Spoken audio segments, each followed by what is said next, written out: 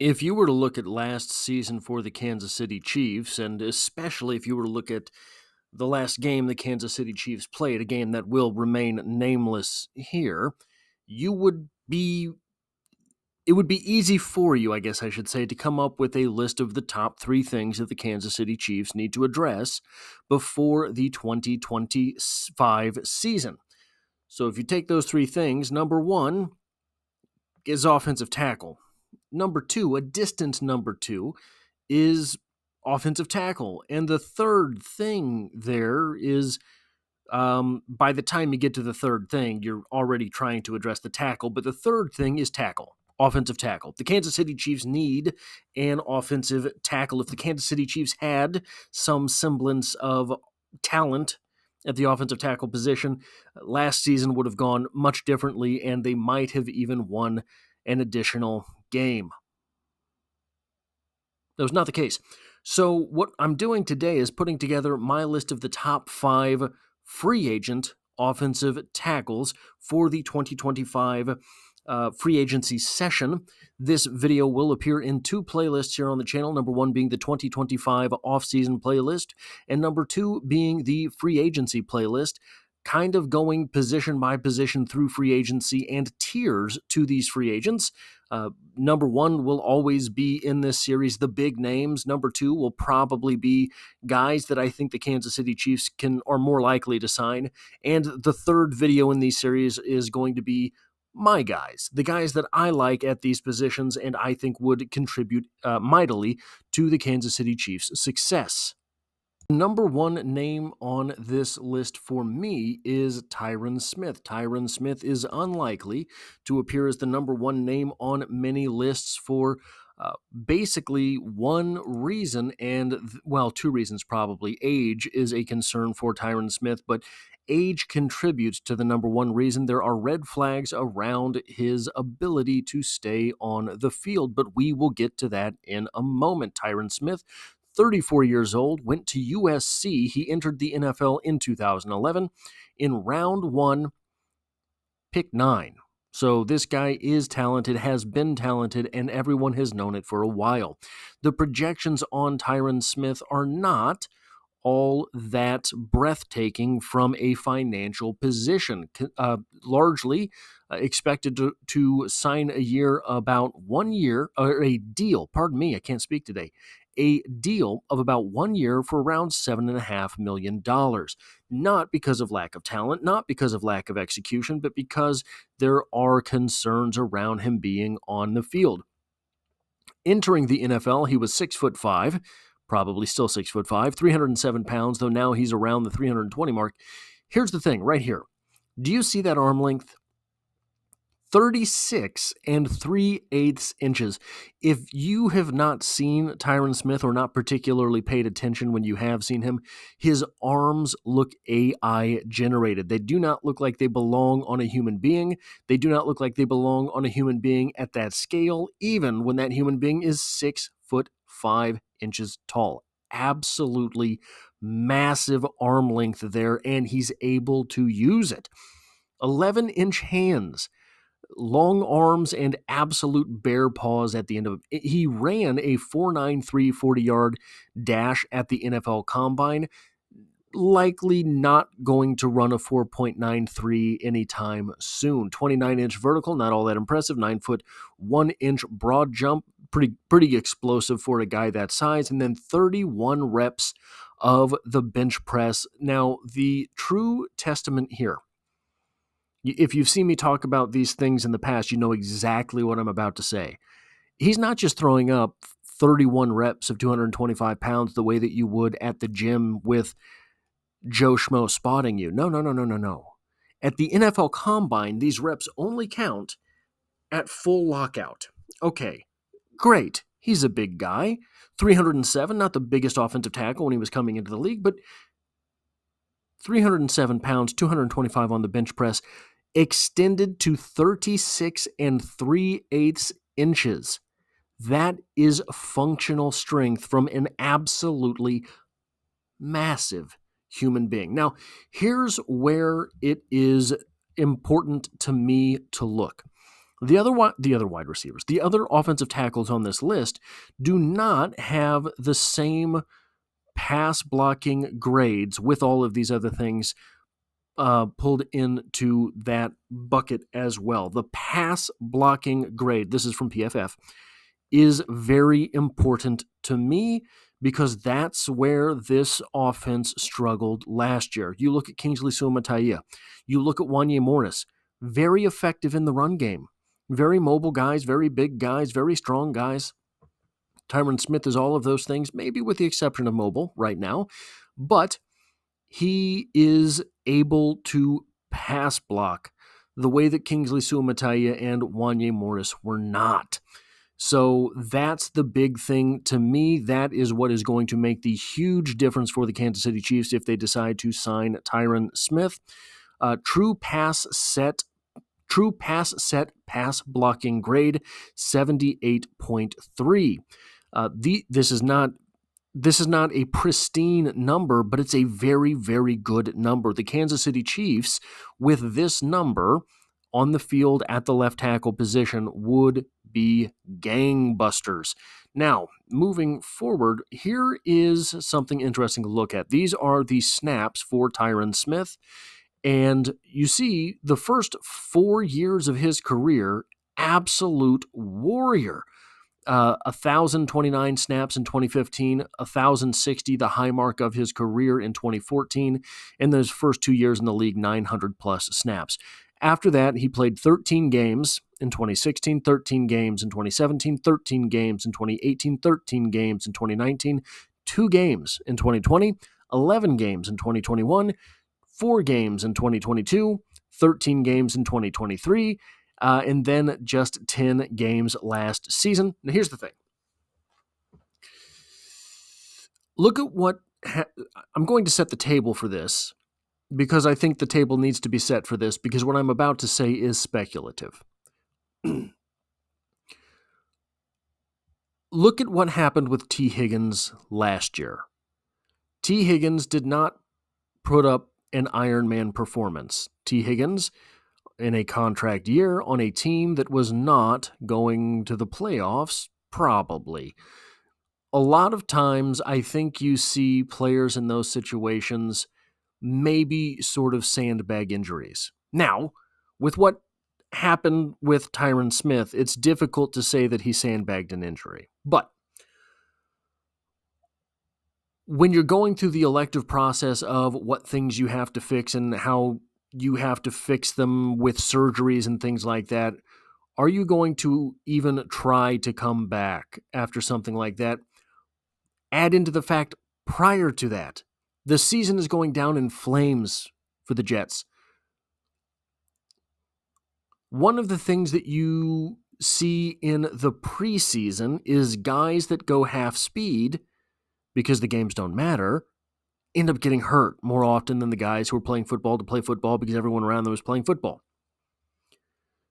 Part of me has to wonder if something like that played into maybe Tyron Smith loafing certain reps. I'm not accusing him of it. It's just, would that have been something that contributed to all of a sudden you find yourself injured in a serious way because maybe you weren't taking all of the precautions that you normally do? Now, we have ample evidence to suggest that is not the case because we have a decade of Tyron Smith missing games. But here's the thing.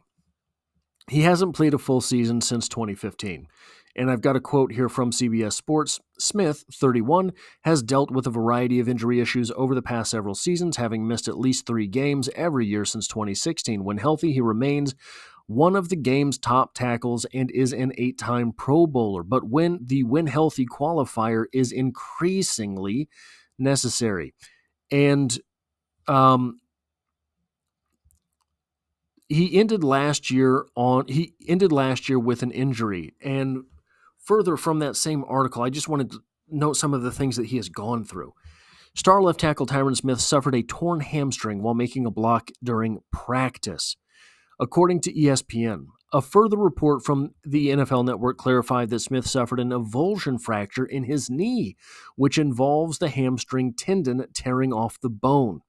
The NFL Network adds that Smith's surgery will take place on Friday, and the hope is he returns by December. So you have a guy here that does have a lengthy injury history and serious injuries to boot. This isn't turf toe. He's gone through some stuff. But the positives with Tyron Smith, the upside with Tyron Smith, especially maybe if you can get him on a deal, I'm just saying, he's so strong that he doesn't have to have good hands, but he does, right? And when he gets his hands on the bullseye, things that don't look like they should be debilitating are absolute showstoppers. So one of the techniques that defensive ends use is, if I'm the right defensive end here, you're looking at the left defensive or offensive tackle, you extend your inside hand to get leverage. Boom. Your outside hand is free to make plays, free for momentum, all of these different things. Guys, Tyron Smith doesn't care. If you want to get that lock arm, that arm bar on him, all the better. Because this is the wild part to Tyron Smith's game. When you extend your arm like this, the way these guys know how to do, you don't just have your arm strength. You have your shoulder and back strength. You have your chest strength. All of these things, plus the weight of your body. That's what makes it such a difficult move for an offensive tackle to defend. Tyron Smith doesn't care. Put your hand on him. He's got that big old club to come down on it. All of a sudden, you're dead in the water. There are things that you will see Tyron Smith do to an inside shoulder. So you've got your inside shoulder up against him. He just moves the guy back, and all of a sudden, his momentum is this way. His shoulder is this way. Now he's on the turf. Tyron Smith is so strong. Tyron Smith has such long arms that things that shouldn't work absolutely work. So that's an upside. At this stage in his career, he moves a little bit more like RoboCop than you would like to see, but wouldn't you see him not looking good and being effective than having perfect technique and not doing well? His pass sets look laborious at this point. I don't care, because he's on the mark he needs to be when he needs to get there, and he's effective when he is there. When he does get beat, no, not by speed, but by power. If he does get beat by power, which is very hard to do, but basically what I mean is somebody gets into his chest, he's able to just absorb them. You're not going to find Tyron Smith on his back with a defensive end stepping over him. If you have exerted that type of force and leverage into Tyron Smith to knock him down, you're going down too. And you see that play out on the field. Now, how does this play into the bigger picture for the Kansas City Chiefs? Why would the Kansas City Chiefs be okay with getting a guy that is so injury prone? Well, I believe that the real plan for the Kansas City Chiefs is this. Based on the way that Brett Veach likes to do things, he wants to draft and or develop a long-term answer at the left tackle position. That's just what he wants to do, and there's a very good reason why. Just like a quarterback, if you have a left tackle on a rookie deal, meaning you're not spending a whole lot of money on your left tackle position, you have a sizable advantage in the salary cap portion of this game to be spending other money on other players. Signing a guy like Smith gives you a year to figure things out. Do you have this guy on the roster that you can polish up while Tyron Smith is starting? And it gives you another year to say, okay, well, if we don't, how can we get into position to draft this guy? Now, also, the fact that he does miss games. You don't want to see him missing games because of injury. So maybe you let Tyron Smith take a few plays off every game, something that Andy Reid has been reticent to do the entire time he's been in Kansas City. But it would play into the Kansas City Chiefs trying to polish up another guy behind Tyron Smith. So this is my number one guy at the offensive tackle position, but I do think it is very, very unlikely.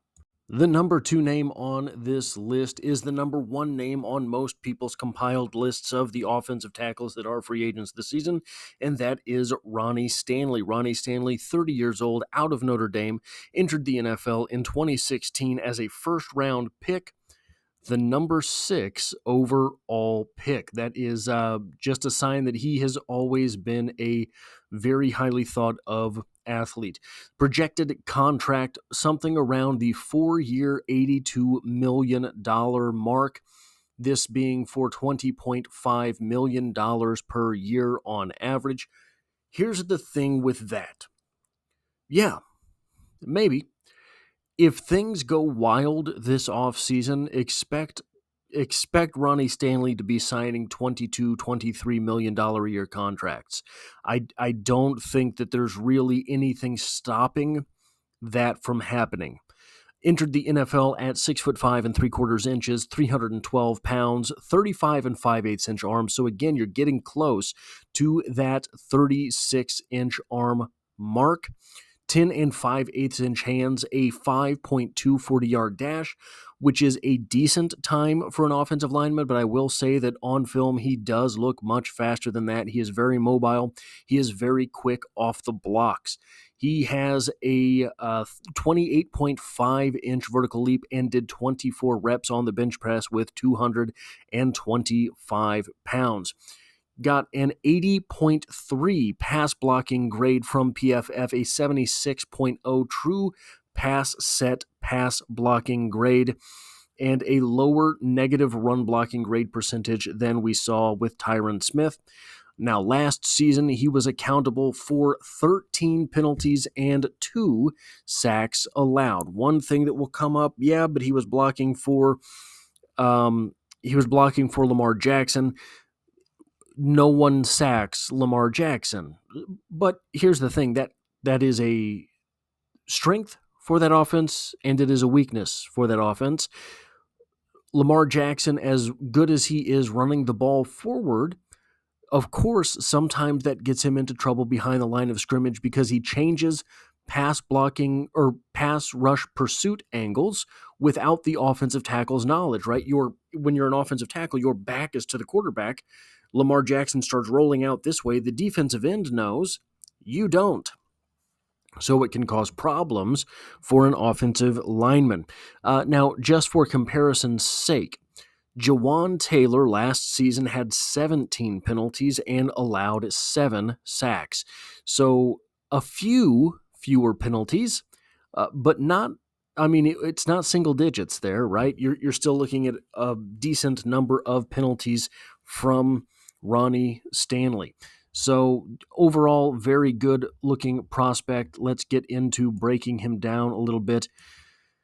Here are his snap count totals. You see 1, 2, 3, 1,000 plus snap seasons, and you see a couple years, 2020, 6 games played, 2021, 1 game played, 2022, 11 games played, 2023, 13 games played.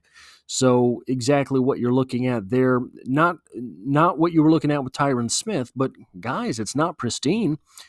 He is extremely mobile, and he would take the running game and the screen game both to the next level, just his presence on the field. He is more mobile than either Kingsley Suamataia or Wanya Morris. Faster than both of them. I think that he does a better job of getting around the players he doesn't have to block than either of those guys. I do think that he is a little bit underrated in his pass blocking, but there's reasons for that we'll get to in a minute. Well, I guess right now, I forgot the order of my notes here. An edge with elite hands. We saw Hendrickson get after him a little bit, the same guy that got Kingsley benched. Elite handwork there, and I think part of that is he's so good in the running game, and the Ravens, quite frankly, ran the ball so often that I think he leans too much in the passing game. He's too much of a forward guy in the passing game, the way that Trey Smith struggles with pass blocking sometimes too. he's so good at leaning on players that he ends up using his leverage too much. And a guy who is elite with his hands at the defensive end position is able to get him off of him. And you don't see a whole lot of quick wins against Ronnie Stanley, but you do see players get the best of him. He's another positive. He's played with Lamar Jackson. So he's used to a quarterback running around, and he's used to knowing you have to stick with the play.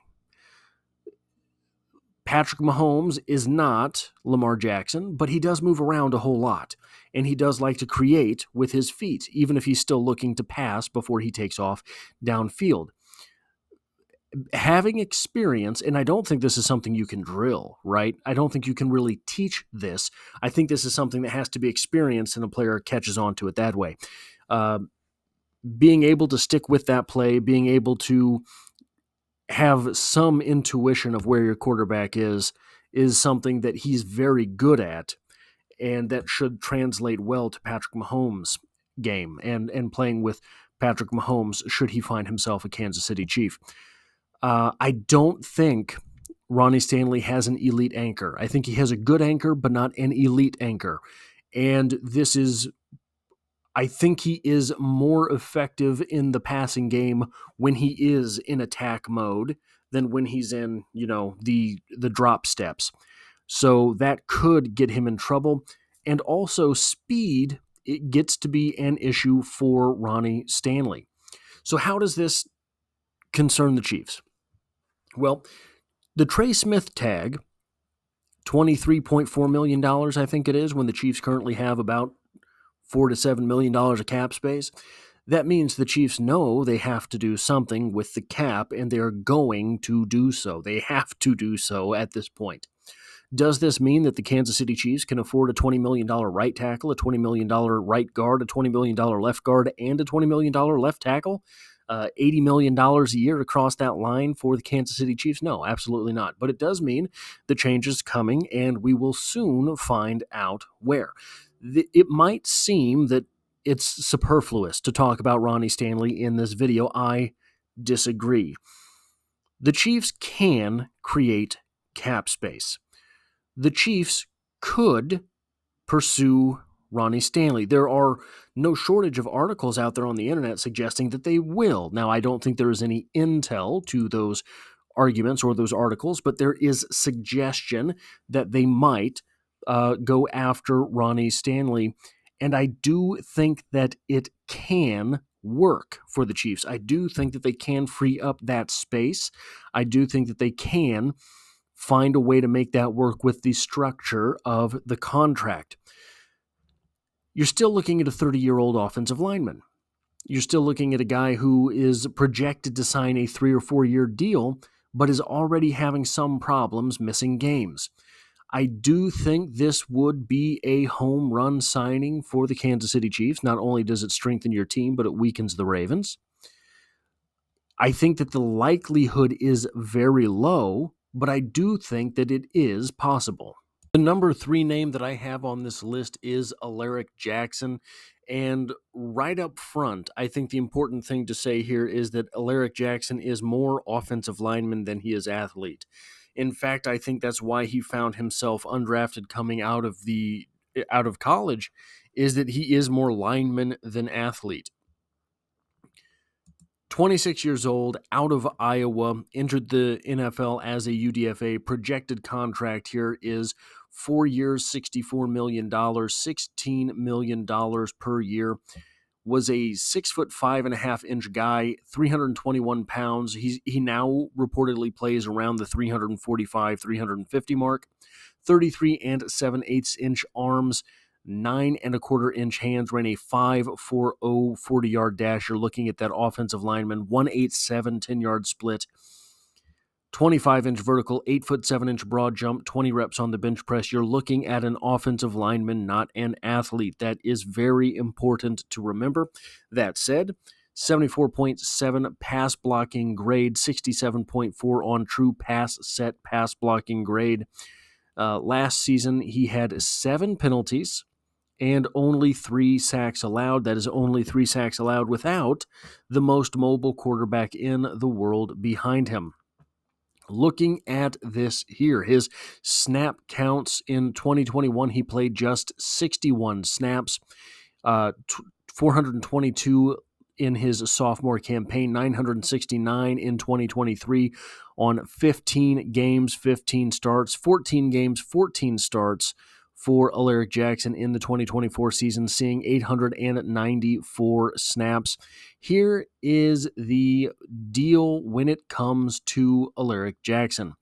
He is laborious. He is not smooth, but he is young, hitting his second contract at 26 years old. From the Chiefs' point of view, if you were being pragmatic about this, if you were looking at things from Brett Veach's point of view, you might wonder whether or not this makes him the number one option on the free agent market for the Kansas City Chiefs, because he does have a lot of football ahead of him. That said, he does remind me a little bit of Lucas Niang watching him, because there are some things that his feet aren't the greatest. Like I said, he is laborious. Like I said, he is an offensive lineman and not an athlete. He is effective. Isn't that what you want? It would be great to have an elite athlete at the left tackle position. You have to have effective. Last year, we saw some pretty good athletes. Kingsley Suamataia is a pretty good athlete at left tackle. Didn't matter a whole lot. Aleric Jackson is not the prettiest of athletes. He is not the greatest offensive lineman, but he would be a decisive step up from what it was that the Kansas City Chiefs put on the field last season. Now, in his sophomore year, will Kingsley be more of an offensive lineman than he was last year? Maybe. In his third season, would Wanya Morris be more of a football player, more of an offensive lineman than he was in his second year? Well, the margins there go down considerably. Oftentimes, the biggest leap is from your first to your second year, and I do think that Wanya Morris would be an effective.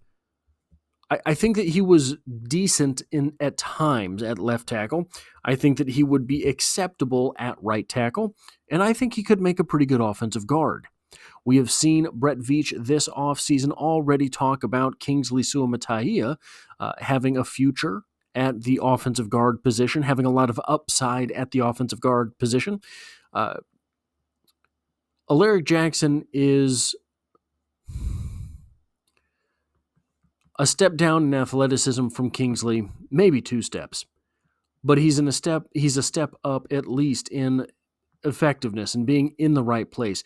I won't say that Aleric Jackson is a liability in the run game, but I do think that he sometimes at the second level finds himself against the wrong guy. This is to say that he did not have the athleticism to reach the player that he was supposed to reach, but unlike some of the players we saw on the field for the Chiefs last season, he doesn't stand around.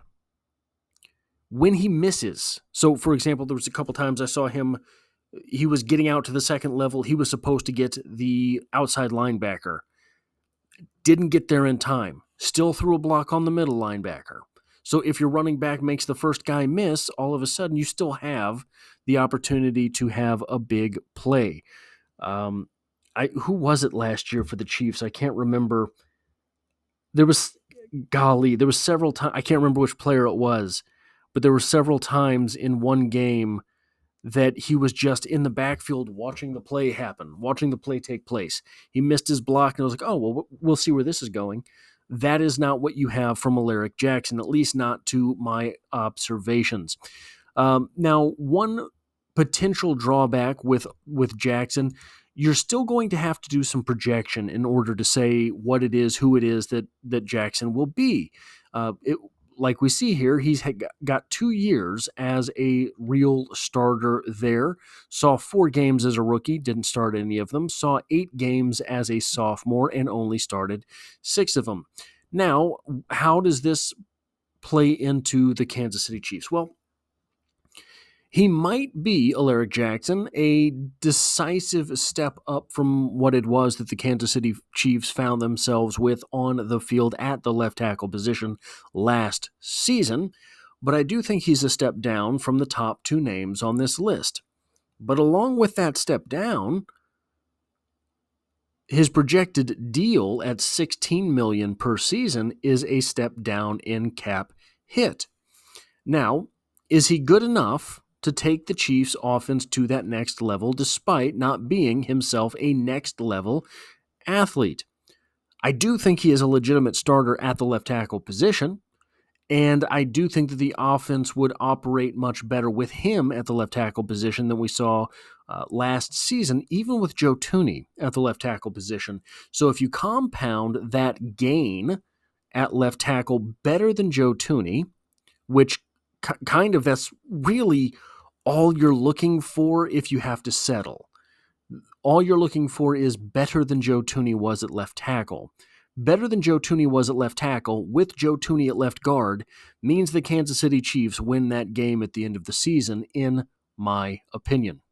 The number 4 name I have on this list is Cam Robinson, a guy who factors in much higher on many of these types of lists. 29 years old, out of Alabama. He entered the NFL in 2017 as a second-round pick at pick 34. Guys like this are one of the reasons that you often hear people say you can find a starting left tackle outside of the first round. But people who paid a little closer attention recognized that he was pick 34, essentially a first-round pick. Projected contract for Cam Robinson, 3 years, $45 million, a $15 million per season average. He entered the NFL 6'6.25" 322 pounds. As I understand it, he now plays closer to the 335-pound range. 35 and 1/2 inch arms, 10 and a half inch hands, a 5.15 40-yard dash.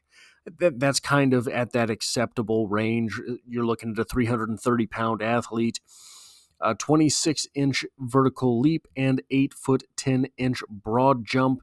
Both numbers that are acceptable. Did not do the bench press. Had a 72.0 PFF pass blocking grade and a 64.2 true pass set pass blocking grade. 13 penalties and 7 sacks allowed last season. Just for a flashback, Jawan Taylor, 17 penalties last year, so 5 fewer penalties and the same 7 sacks allowed. So you're not looking at a guy who is elite in pass protection, but you're not looking at a guy who is blocking for the most athletic quarterbacks in the world, in Minnesota especially. Looking here, he had 999 snaps last season, so one below the 1,000 snap threshold, which would have been the first time in his career. Even back as a rookie for Jacksonville, played in 15 games and started 15 games as a left tackle. I did not get the split on him for 2023, where he was listed as an offensive lineman, only seeing 9 games of action, nor did I get the splits for him on the 2018 season, listed just as tackle, just playing 2 games. So you're looking at both times he did not appear in a majority of the games. He's listed as an offensive lineman as opposed to a left tackle. 2023, 9 games, 535 snaps, but in that meat of his career there, 2019 through 2022, he played 800 plus snaps in all of those seasons. He is a mobile offensive lineman without being particularly athletic. He is athlete enough to be a starting lineman in the NFL, maybe a little bit more than that, but I don't think that he is the greatest athlete or has the best feet you're ever going to see on the field.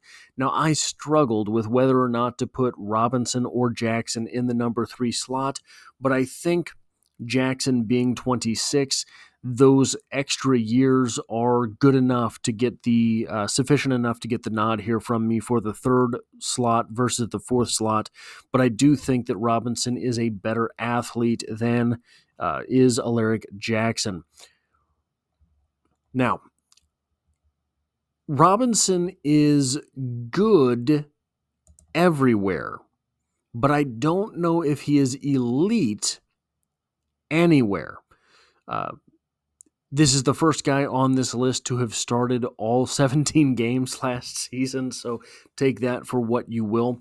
He is a good pass protector, but going back to this last note here, if he faces a guy who is elite anywhere, has elite speed, has elite length, has elite power, he's going to face some problems in that matchup. Now, that's not the biggest sin in the world. None of these guys are going to be perfect. You're looking at guys who are hitting free agency, which means that their franchise did not sufficiently panic before letting them get to this point, right? You're not looking at a guy who got to the penultimate year on his rookie contract or his contract that he's playing under now, and the team threw a fit and decided we have to extend him now, do whatever you have to. You're not looking at any of those guys on this list. So take that for what you will as well. Now, how do the Chiefs factor in here? Well, a projected $15 million per season is something that is definitely within the realm of possibility. So how do the Jaguars feel about, how do you feel about former Jaguars offensive linemen? How do you feel about former Jaguars offensive tackles? How do you feel about former Jaguars offensive tackles who gave up 7 sacks last season? I think that you see where I am going here, but this is the guy who would have kept Jawaan Taylor from being a left tackle for the Jaguars. So he appears to me to be a legitimate starting left tackle in the NFL. He's not someone who's going to embarrass the offensive line. But this is probably a one-contract solution if he ends up being the solution at left tackle for the Kansas City Chiefs.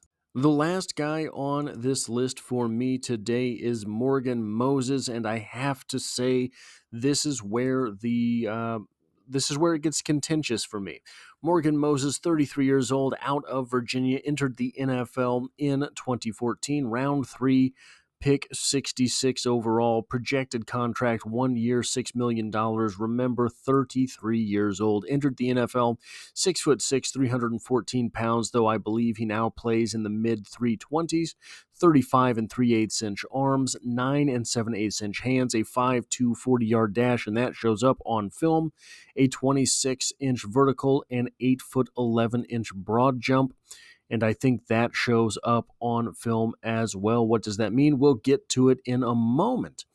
Pass blocking grade from PFF of 74.5, true pass set pass blocking grade of 71.4, and committed 8 penalties last season and had 2 sacks allowed. So both of those are pretty good numbers, but I struggle to see those on film.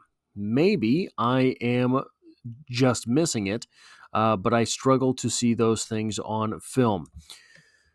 Now, he played 722 snaps last season, 779 the year before in both of those seasons, seeing the field for 14 games and starting all 14 of them. But he had a run there of pretty good attendance.